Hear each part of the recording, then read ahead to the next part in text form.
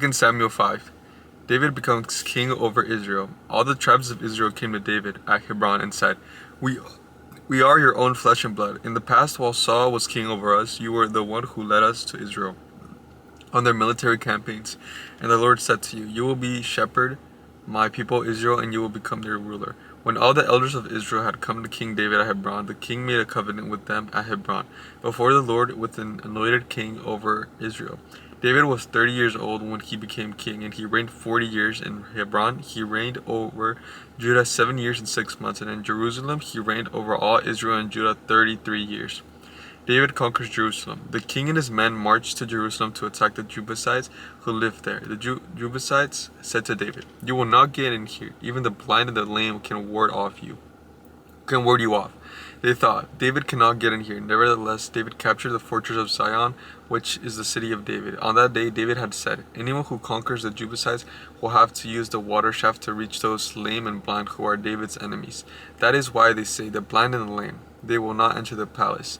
David then took up the residence in the fortress and called it up in the city of David. He built up the area around it and then the terraces inward. And he became more and more powerful because the Lord God Almighty was with him. Now Hiram, king of Tyre, sent envoys to David, along with the cedar logs and carpenters and stone masons, and they built a palace for David.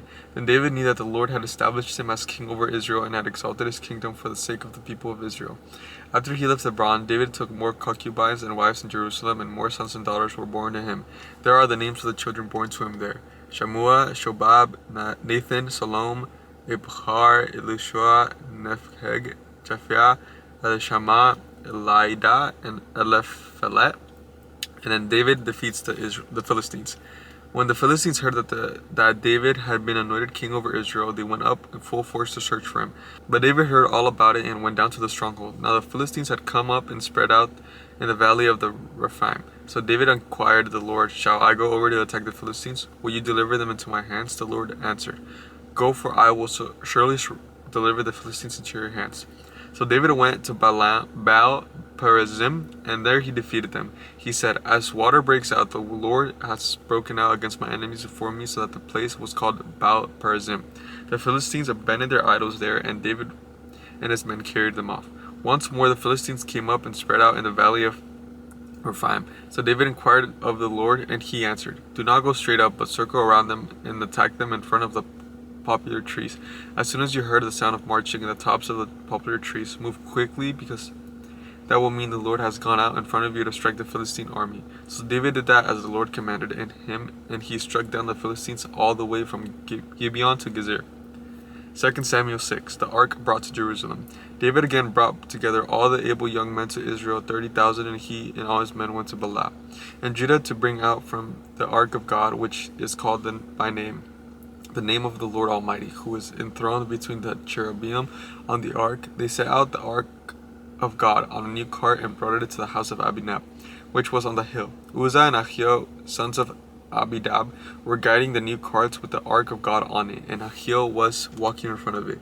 David and all Israel were celebrating with all their might before the Lord with castanets, harps, lyres, timbrels, sistrums, and cymbals. When they came to the threshing floor of Nacon, Uzzah reached out and took hold of the ark of God, because the oxen stumbled.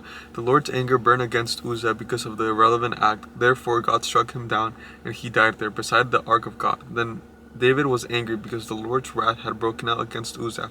And to this day the place is called Perez Uzzah. David was afraid of the Lord that day and said, How can the ark of the Lord ever come to me? He was not willing to take the ark of the Lord to be with him in the city of David. Instead he took it to the house of Obed-Edom the Gittite. The ark of the Lord remained in the house of Obed-Edom the Gittite for 3 months, and the Lord blessed him and his entire household.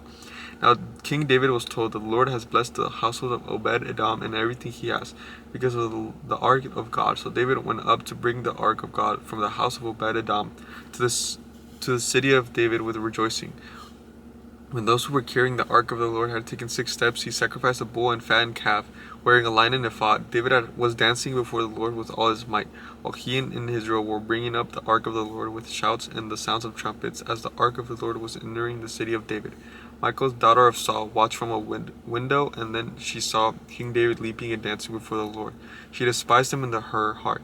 They brought the ark of the Lord and set it in the place inside the tent of David and had pitched for it. David sacrificed burnt offerings and fellowship offerings before the Lord.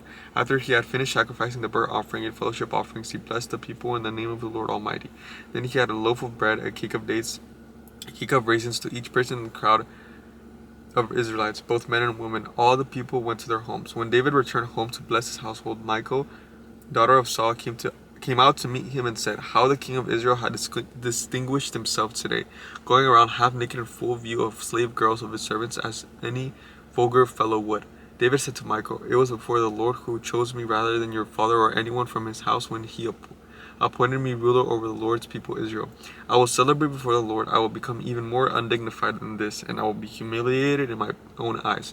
But by these slave girls you spoke of, I will be held in honor." And Michal, daughter of Saul, had no children to the day of her death. I'll catch you guys tomorrow.